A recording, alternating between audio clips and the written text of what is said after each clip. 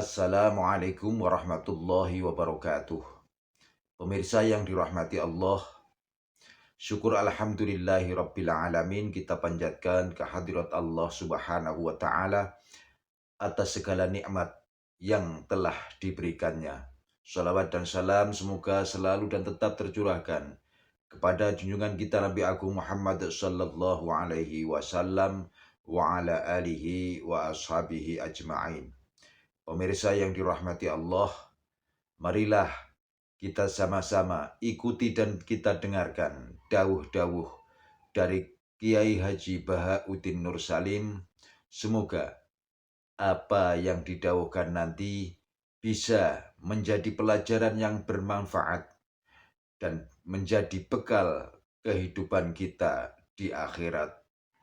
Amin, amin, ya rabbal alamin.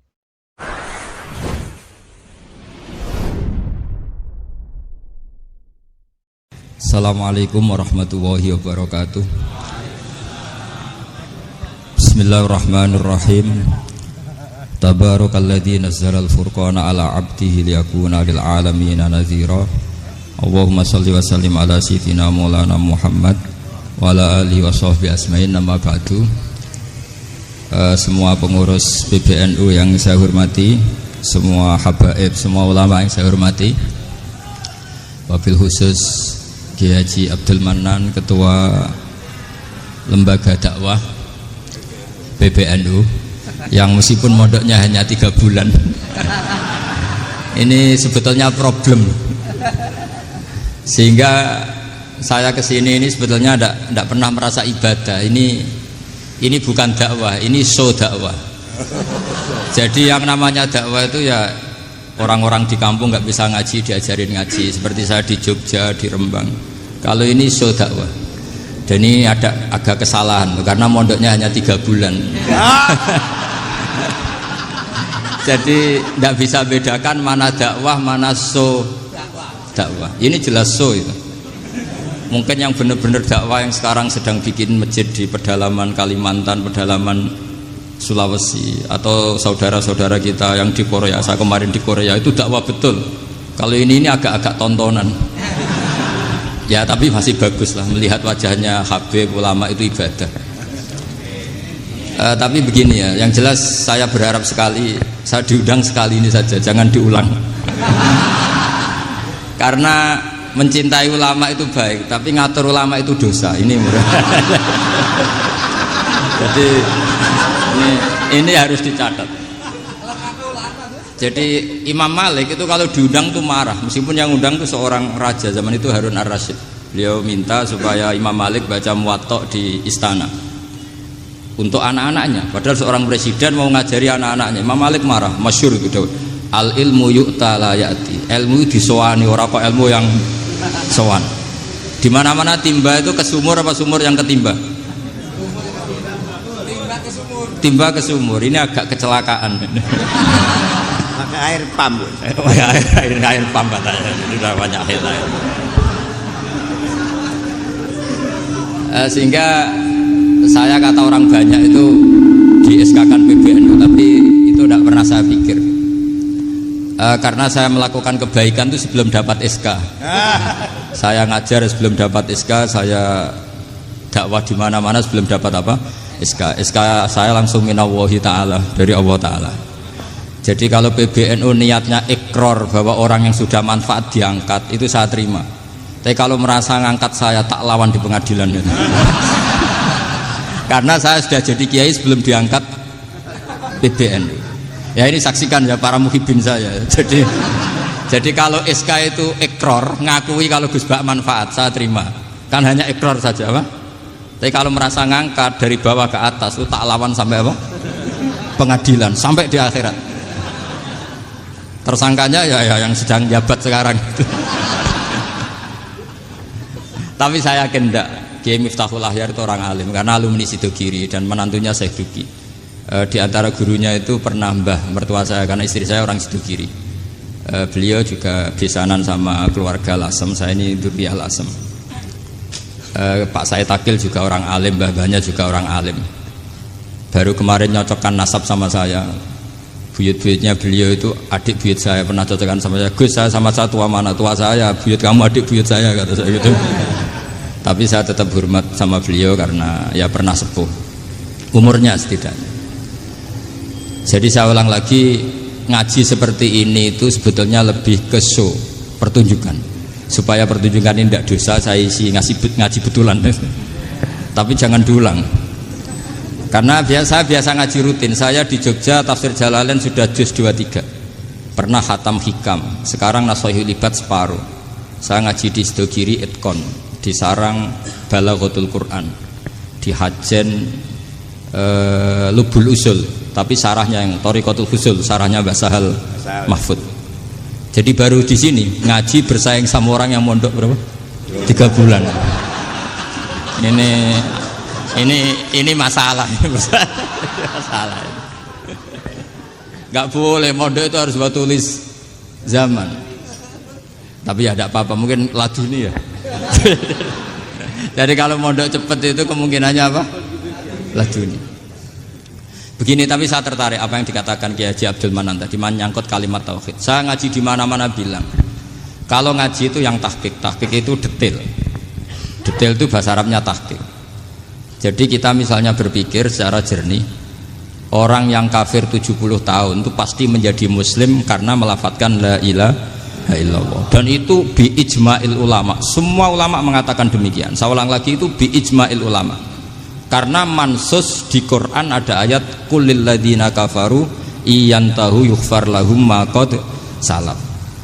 Kalau orang yang kafir 70 tahun bisa dihilangkan kekafirannya hanya dengan kalimat la ilaha illallah Muhammadur Rasulullah. Berarti kalimat ini statusnya apa? Penghilang kekafiran, apa? Penghilang kekafiran.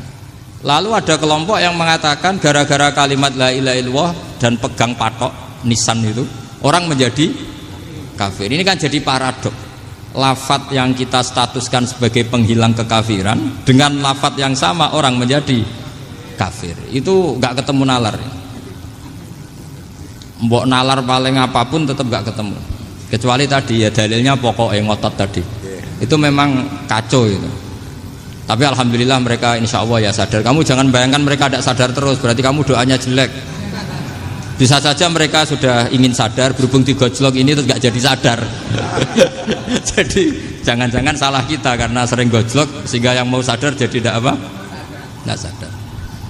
Saya tadi jam 10 sampai setengah 2 masih ngajar di pondok saya. Saya ngajar tafsir masih di Rembang sana saya. Terus saya ke Semarang Dalalah Muyassar. Ya mungkin agak-agak keramat, jadi tetap jam 3:4 saya bisa ketemu Habib Umar Hafid.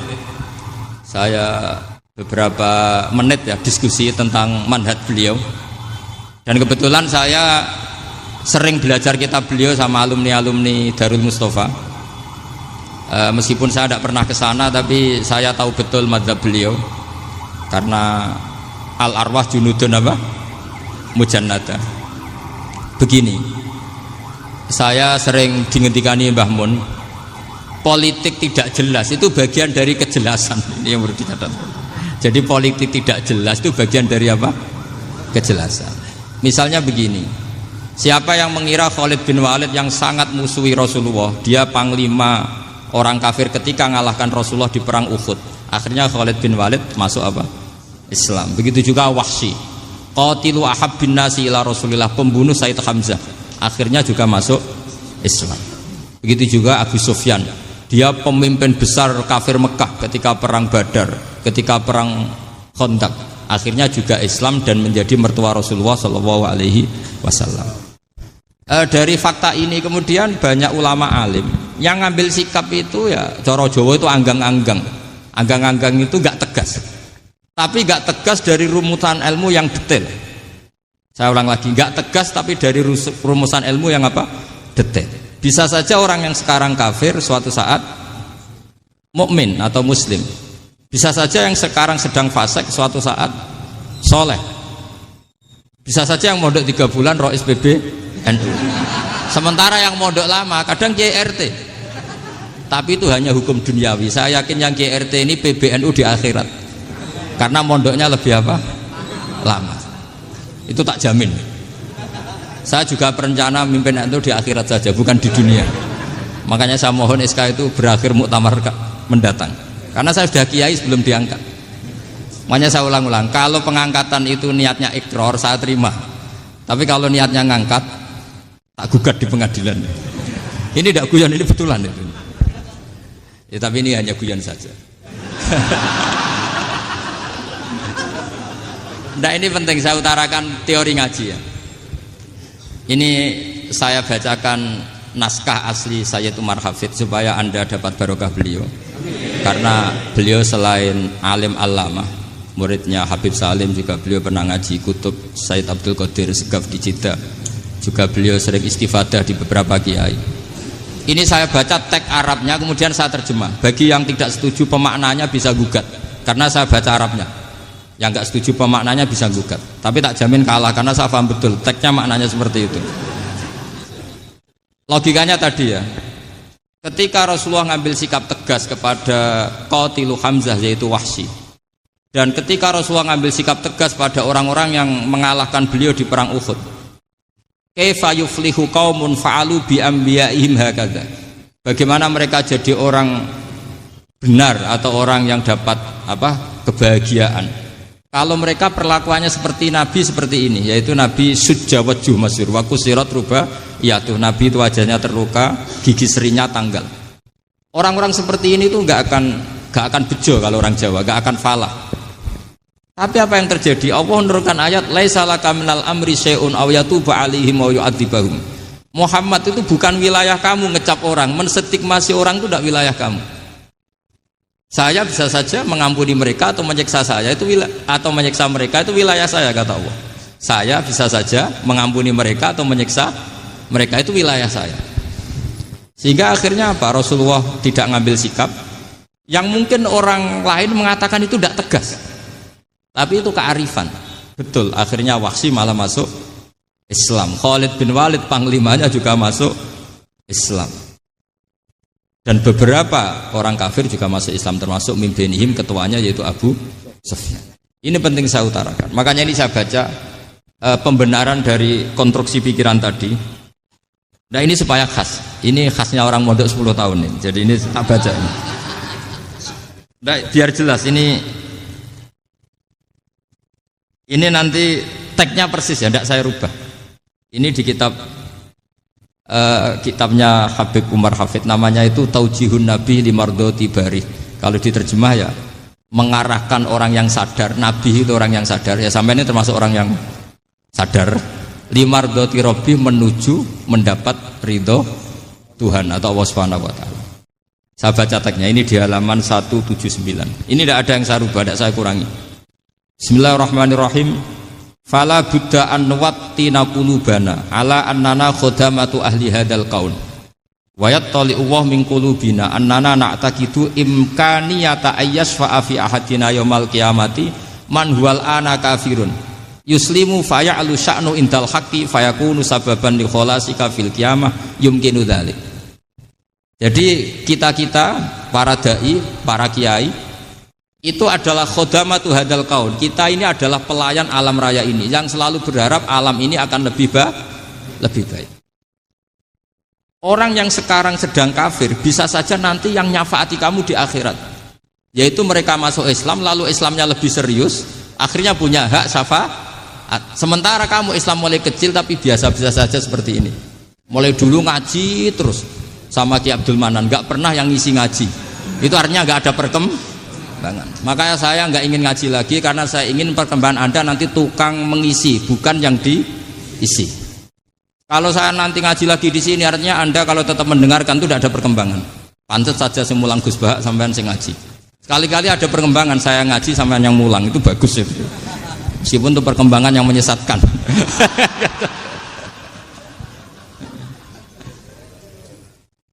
Ini penting saya utarakan. Ini dawuhnya Said Umar ya. Orang yang sekarang sedang kafir bisa saja orang ini nanti nyafaati kamu, yaitu beliau orang ini Islam, kemudian Islamnya serius, maka punya hak syafaat. Sementara kamu Islamnya biasa-biasa saja. Itu masyhur kayak Sayyidina Umar. Sayyidina Umar Islam di hari itu langsung makomnya makom yang a'la, sehingga mengalahkan yang sudah Islam lebih Lebih lama. Karena Islamnya Umar itu menjadi izzatul Islam betul. Makanya jangan benci orang tegas teman-teman, kadang ya ada baiknya. Abu Bakar itu sudah Islam tapi layinal janib, orangnya santun. Kalau dipisahi orang yang menengahi lah kira-kira seperti itu.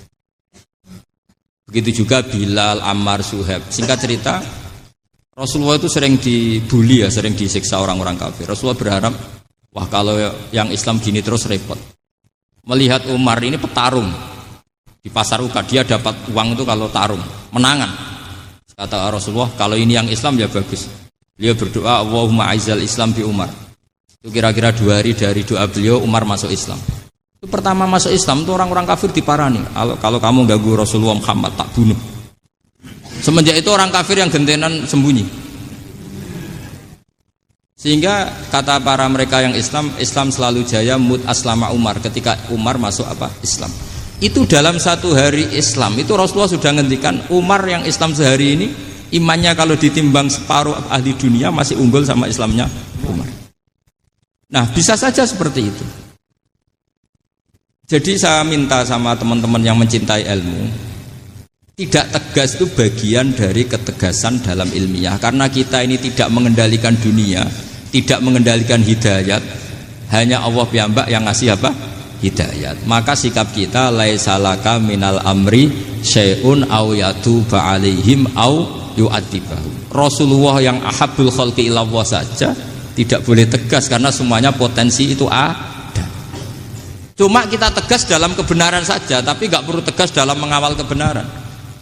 Kenapa demikian? Karena Islam ini agama yang akan dijaga Allah ila yaumil. Yang jaga Islam bukan PBNU, bukan PP Muhammadiyah, bukan kiai. Yang menjaga Islam namun Allah Subhanahu wa taala. Makanya Sayyidina Umar itu kalau disuruh mikir Islam itu nggak mau betul. Masyhur itu dalam tarikh. Umar mimpin itu sukses, banyak futuhat. Singkat cerita akhirnya orang tuh kelangenan, wah kalau Umar meninggal kayak apa. Sehingga Abdullah bin Umar setiap jalan-jalan tuh dibully. Kalau sekarang dibully, ya Abdullah bin Umar, bapak kamu itu gimana? Sudah sepuh mau meninggal kok tidak suksesi. Kalau saja ada orang penggembala kemudian meninggalkan kambingnya di hutan, kamu anggap orang yang mudoyik enggak, menyanyiakan kambing itu enggak? Ya iya kata Abdullah bin Umar. Apalagi amru hadil umat ini mau ditinggal gelanggang, nanti suatu saat Umar meninggal. Mbok ya suksesi supaya jelas. Logika itu diaturkan ke Umar radhiyallahu anhu, ke Sayyidina Umar. Pertama Umar agak tertarik dengan logika itu. Lama-lama beliau marah. Tidak jadi. Saya tetap tidak akan istikhlaf, tidak akan suksesi. Dan saya tidak akan mikir Islam katanya. Islam akan diurus oleh Allah Subhanahu. Terus beliau ngendikan, Islam ini jalan ketika ditinggal Abu Bakar. Bahkan ketika ditinggal ahabbul khalqi ilallah akramul khalqi indallah, yaitu Rasulullah Muhammad sallallahu alaihi wasallam. Coba Islam dulu dipimpin Syekh Abdul Qadir ketua wali, dipimpin wali songo, dipimpin orang top. Sekarang dipimpin mondok 3 bulan jalan. Karena Islam yang ngatur Allah Subhanahu wa taala. Jadi ini penting. Loh coba ustadz tuh banyak yang nggak bisa ngaji loh. Tapi ya laku ya nggak masalah. Loh saya kemarin di Korea seminggu. Itu TKI jadi khotib, ada yang jadi mufti, ada yang jadi suriah.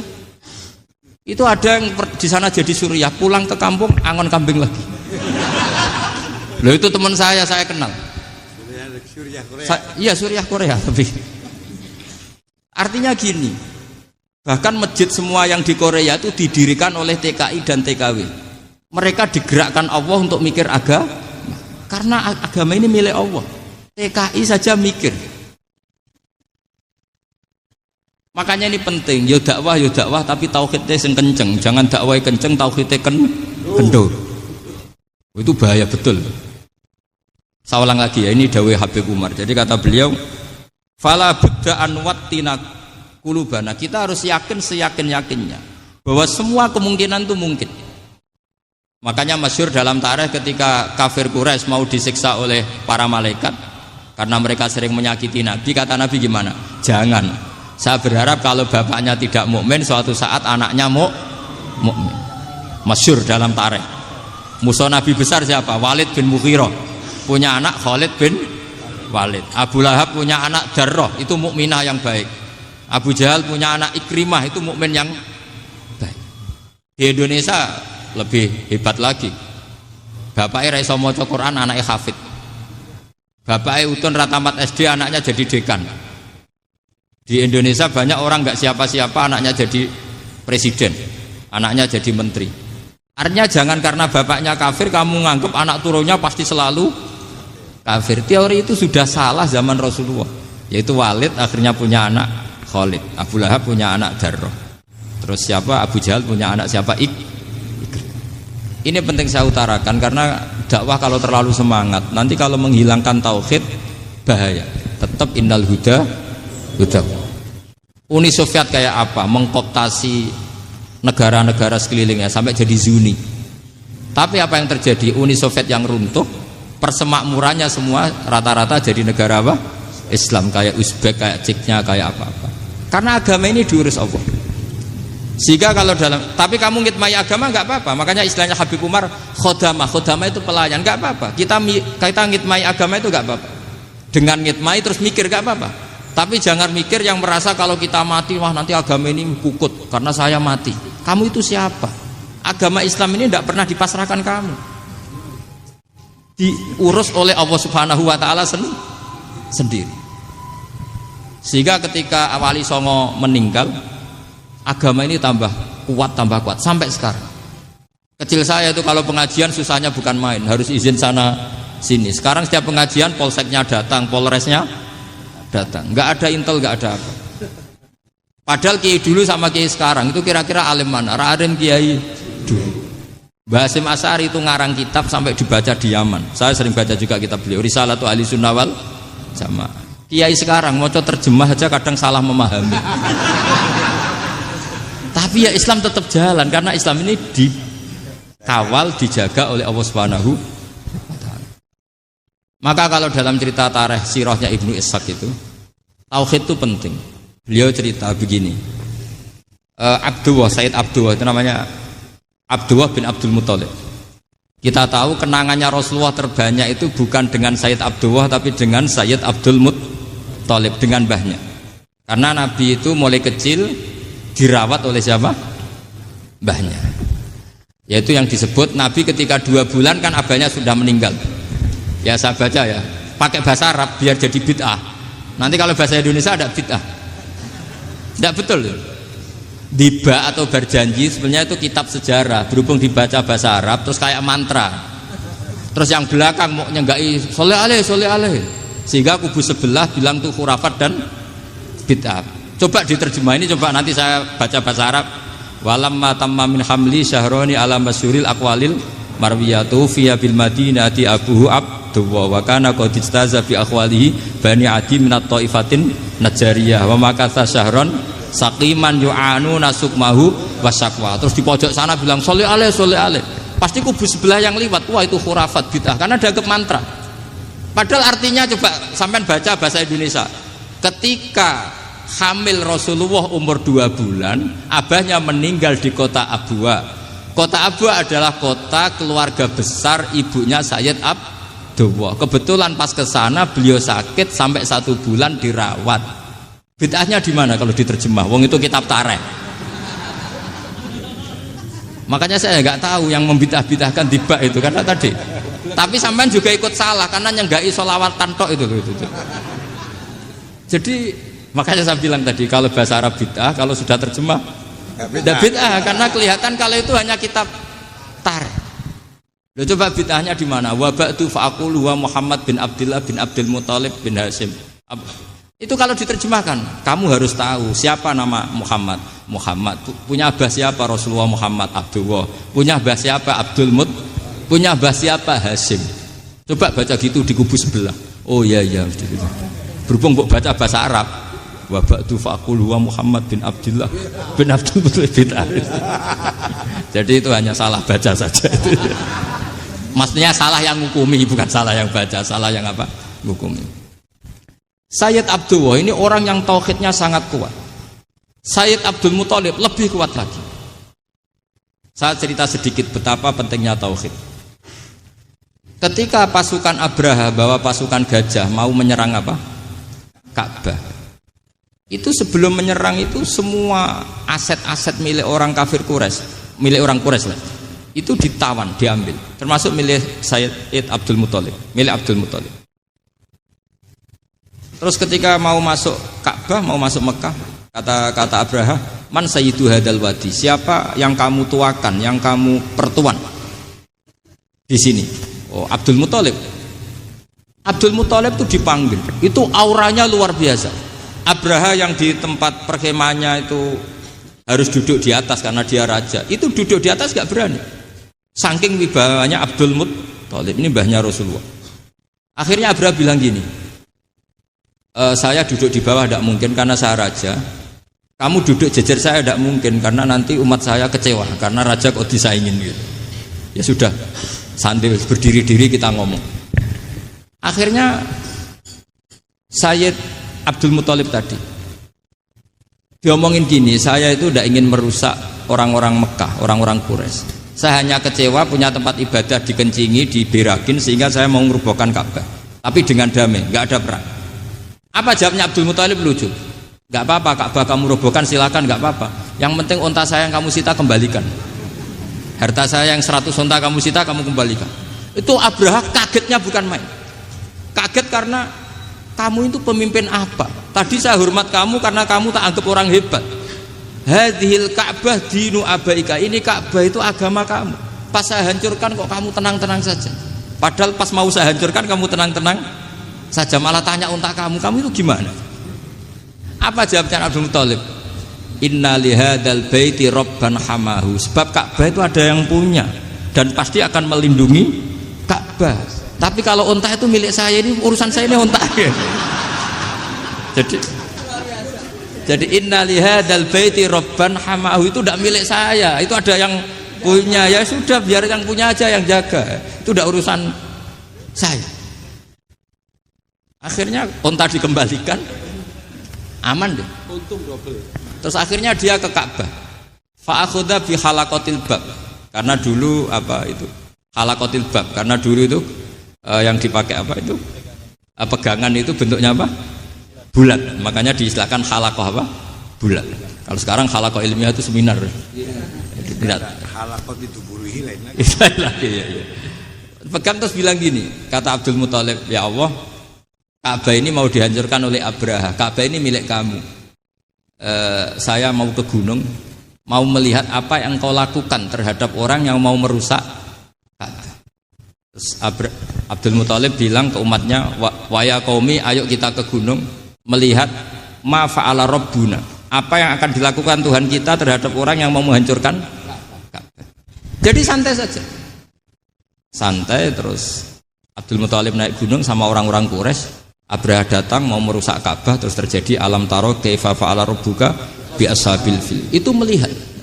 Dan betul Ka'bah dijaga Allah. Islam juga gitu. Ketika Islam dikooptasi Uni Soviet, semua ulama, semua wali perasaannya hanya nunggu kehancuran Uni Soviet, karena pasti agama ini dijaga Allah. Saya setiap sholat, setiap munajat, ketika baca Rabbana lakal hamdu bil samawati wa mil'ul ardi. Dulu saya iskal itu janggal. Ya Allah, engkau zat yang layak dipuji, yang pujian itu memenuhi langit dan bumi. Pikiran saya kalau bumi ateis itu mujinya kayak apa? Tapi Masya Allah, ketika saya datang di Korea, bumi ateis, ternyata di sana banyak masjid, banyak tasbih, bahkan ada sakduna di sana. Karena Allah sudah ngendikan lakal hamdu mil'us samawati wa mil'ul ardi. Dan sekarang nyata, semua bumi ateis, bumi apa saja, ada tasbihnya, ada tahmidnya. Makanya sadaqallahul adzim ketika ngendikan sanurihim ayatina fil afaq walladzi arsala rasulahu bil huda dinil haqqi liyuzhirahu 'alad dini kulli. Makanya saya mohon sekali bahwa agama ini harus kamu khidmah. Tapi enggak boleh kamu pikir. Atau dibaliklah, khidmah maka memikir. Tapi tidak usah GR bahwa agama ini diserahkan sampean. Saya juga agak ridho. Agama kok diurus orang-orang kayak gini, kayak apa nasibnya? Jadi ini penting, karena rata-rata kiai alim itu tidak jelas. Terus oleh orang-orang yang nggak pernah ngaji itu, wah ini nggak jelas, nggak tegas. Islam itu harus tegas. Maksudnya tegas itu kayak apa? Tegas itu di wilayah kita. Kalau istri kamu mau diperkosa orang itu boleh tegas, itu wilayah kamu. Tapi kalau hidayat itu wilayahnya Allah Subhanahu wa Ta'ala. Kita tidak pernah tahu. Bahkan yang sudah Islam saja, nyuwun sewu, itu nggak ada jaminan mati husnul khotimah. Kita tahu dalam sejarah Sa'labah itu dapat gelar hamamatul masjid, merpatinya masjid. Tapi kita tahu akhirnya Sa'labah itu apa? Su'ul khotimah. Sampai dalam Islam selalu diajarkan ya muqallibal qulub tsabbit qalbi ala dinik. Jadi kalau kita sendiri saja masih ingin selalu husnul khotimah, agak ada ruang untuk mudah menvonis orang lain. Makanya saya salut sekali ketika Habib Umar menulis kita semua ini mengkhidmai hadal kaun dan selalu berharap bisa saja suatu saat orang yang sedang kafir bisa saja suatu saat muslim. Nah soal kalau yang sama yang harbi menyerang kita ya tarung. Kalau artinya kalau yang merangi kita ya kita wajib perang, kalau enggak ya habis kita. Seperti kita lakukan ketika diserang Belanda. Tapi ketika mereka musta'man, dhimmi, mu'ahad, orang-orang kafir yang mau berdamai dengan kita ya kita damai. Sebagaimana yang dilakukan Rasulullah SAW ketika berdamai dengan kafir Quraisy yang dipimpin Suhail bin Amr.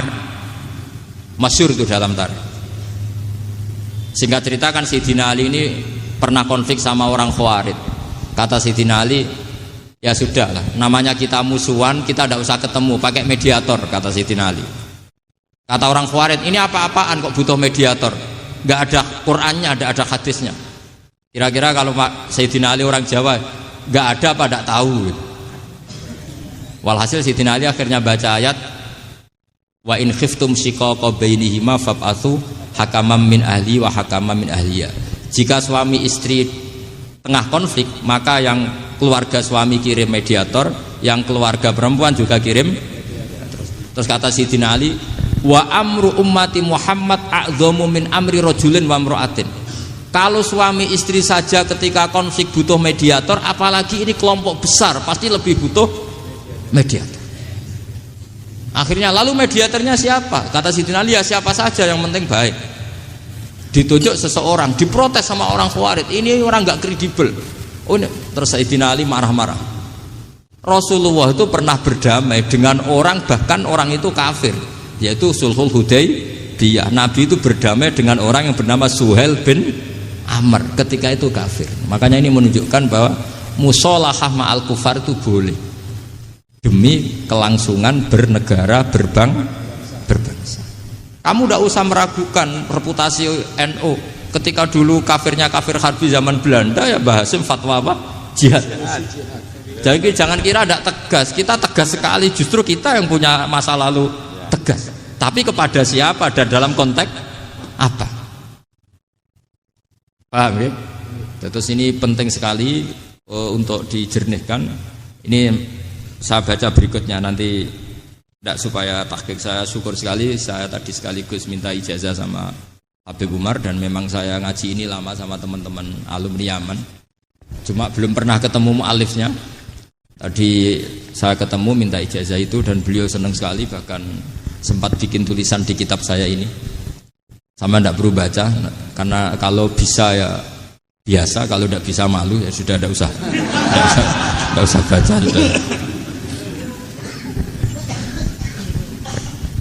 Terus ini kata beliau, ini masih saya teruskan. Nahnu min hadhil intilaqah naktasibu thabatana wa quwwata yaqinina. Wa illa fa fil ardi mu'aridun wa muntaqidun wa mukhalifun min akhyarin wa asrarin, sholihin wa fasikin, muslimin wa kuffar. Kalau kamu punya satu metode ilmiah, metode dakwah, kamu harus siap karena pasti ada yang menentang. Yang menentang itu ya mulai orang soleh, tidak soleh, orang macam-macam. Jadi kalau sudah punya manhaj memang dari awal harus siap apa? Ditentang. Jadi misalnya PBNU punya kebijakan apa, ya sudah siap saja dibully.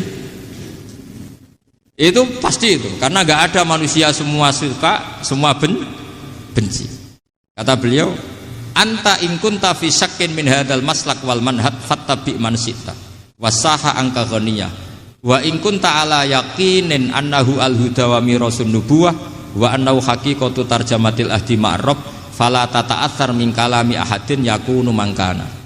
Jadi intinya kita mengawal Islam secara rahmatan lil alamin itu justru kita berharap menjadi simpatik dan menjadikan mereka menjadi napa Islam. Jangan ketika simpatik dianggap gak tegas.